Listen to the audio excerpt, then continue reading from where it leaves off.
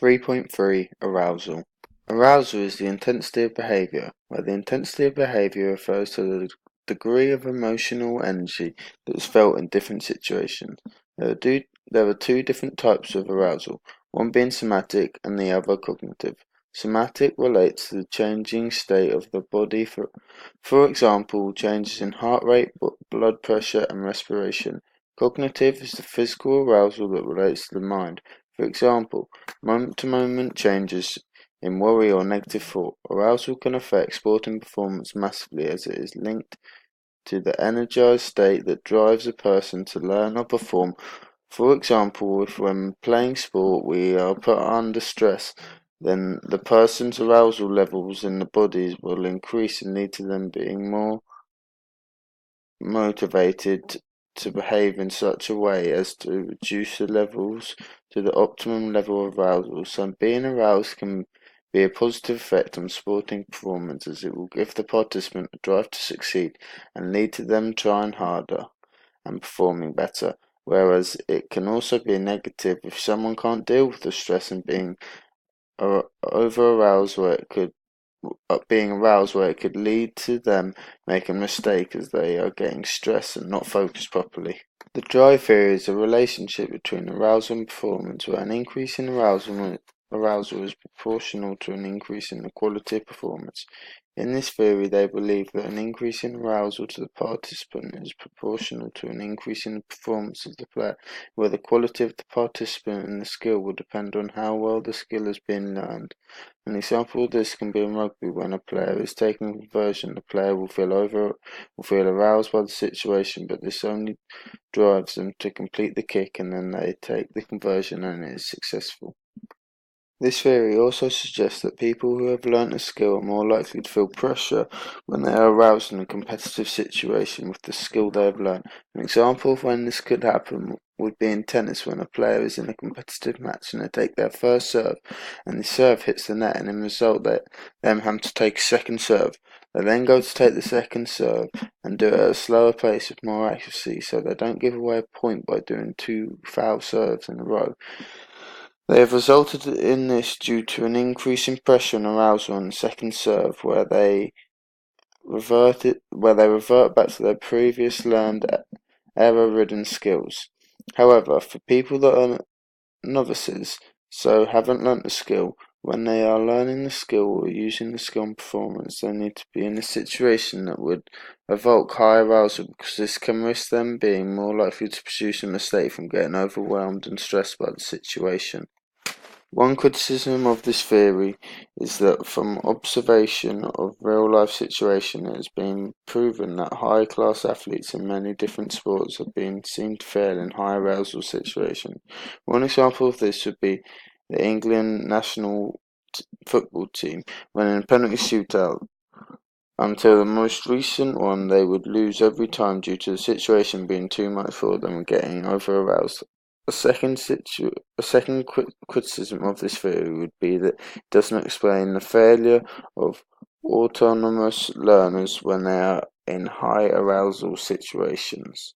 The inverted U theory suggests that performance increases as arousal does, but only up to a point.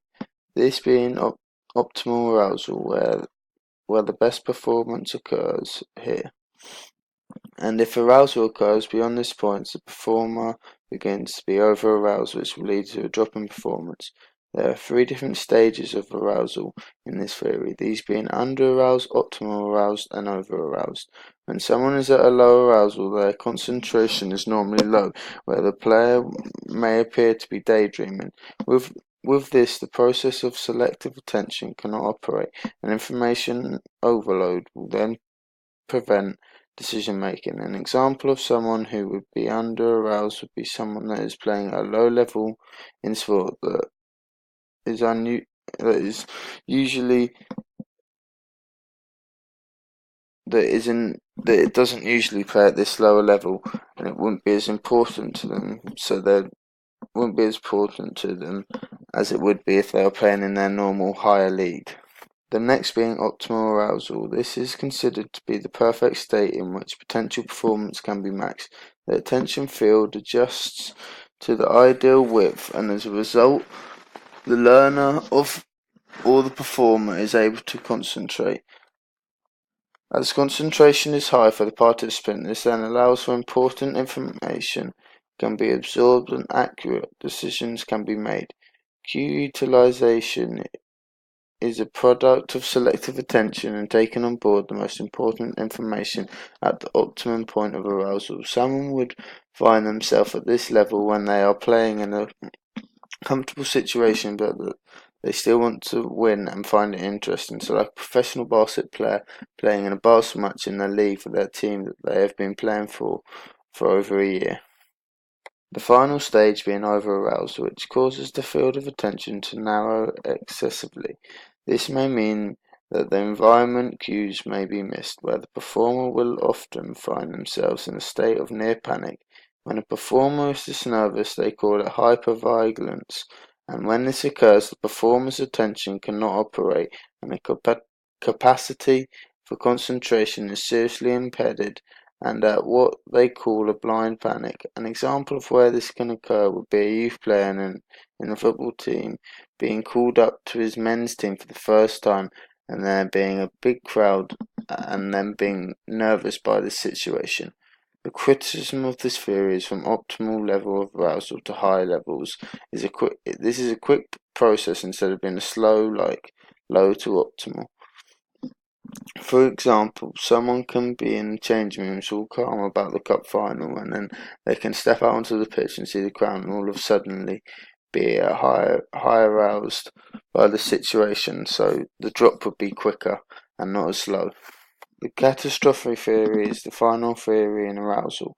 As you can see in the image, it follows the same structure as inverted U theory, where it suggests that arousal increases and so does performance. However, this theory believes that when an athlete is experiencing a high level of arousal, and the athlete will experience a dramatic decrease in performance, as shown in the image, where labelled the catastrophe theory.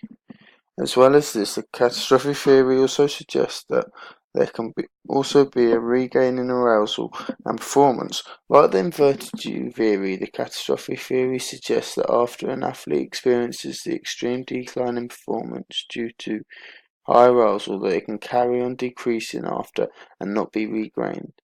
A good sporting example of when the regain occurred was with Mo Farah when he was racing, and during the race he fell over, this being where the dramatic decrease in performance occurred. Despite him falling over, he managed to get back on his feet and carry on the race and eventually win the race. This is where we will see the regain in performance. However, not all athletes have the ability to regain. An example of this may occur is when a striker is playing in a football match and he misses an easy goal scoring chance, and then another chance comes to him and he misses it again, and then this carries on repeatedly happening until he ends up being subbed due to him not being able to regain his performance, and it just carrying on decreasing like shown in the theory. Anxiety. What is anxiety? Anxiety is a negative experience of stress and can be caused by worry or apprehension. This can be due to the fear of failure in a competitive situation, and there are two different forms of anxiety. One being cognitive anxiety. Cognitive anxiety is the thought component of anxiety. It is associated with worry, apprehension, and a fear of negative evaluation and performance. Somatic anxiety is the physical component and is associated with increase in heart rate and blood pressure. These are the physical symptoms of increased arousal. An example of where cognitive anxiety may occur is for a rugby player before their game.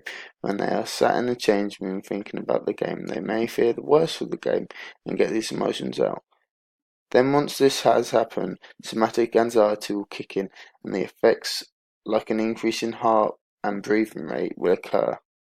There are two other different forms of anxiety, these being the second dimension. First one being trait anxiety. Trait anxiety is a general disposition to perceive a certain situation as threatening. Trait anxiety is a part of personality and is relatively stable and determines the degree of state anxiety that is experienced in any given situation. If someone was to have trait anxiety, they are likely to find a variety of different situations worrying and stressful stressful, where others would not find them worrying or stressful. State anxiety is a person's immediate condition of anxiety in any one situation. It is usually a temporary emotional response to a situation that is perceived as threatening. This can vary for different people. For example, for a basketball player, they will be fine throughout the whole basketball match, but then when it comes to taking a free throw to win the game, for them, they may not find the anxiety levels raised drastically. This is where their state anxiety will have kicked in for the short duration it does. Impact on performance. Both cognitive and somatic anxiety can have a massive impact on sporting performance, especially cognitive. For example, cognitive anxiety can occur for the athlete within 48 hours of the competition, where they will be feeling anxious about the game and what is going to happen in the game. However, it does not occur before the competition begins, but somatic anxiety does, where the athlete will experience changes in his body due to this. Cognitive anxiety can affect a performer as from all the anxious build-up towards the competition. This can lead to the performer getting overwhelmed by the situation and takes their mind off the actual competition, leading to them forgetting information and not playing how they normally would, as they aren't thinking about what to do, as they are getting too stressed by the whole situation. On the other hand, somatic anxiety tends to be low leading up to the competition before the competition starts. This can impact the performer as they can get overwhelmed by the situation and their breathing rate and heart rate will see a dramatic increase, which could lead to them getting tired from the stress, which could mean when it comes to the performance, they could not perform as long as they are tired from from getting overstressed and thinking about other things, which could also distract them when performing, as they have been distracted from it all by the stressfulness. No one can help how they feel in a certain situation, as it is just their instinct feelings, and this can vary massively for everyone in different situations. However, there are different techniques used, especially by athletes, to help manage stress. For example, relaxing, deep breathing, positive self-talk, and focusing on your strengths and skills. Relaxing is a very simple way to help with stress, as it is quite simply just calming yourself down and trying to forget about all of your worries, and will decrease the participant's heart rate and breathing rate. It will also take their minds off what is stressing them out and allows them to regain their composure. This can also involve deep breathing, which will also ensure that enough O2 is in the muscles. These being somatic anxiety management. As well as this, positive self-talk is commonly used. This is where the participant will talk to themselves about what good has happened or is going to happen. This is used as a way of making them feel more confident towards their game, and so that this will then follow on into the game.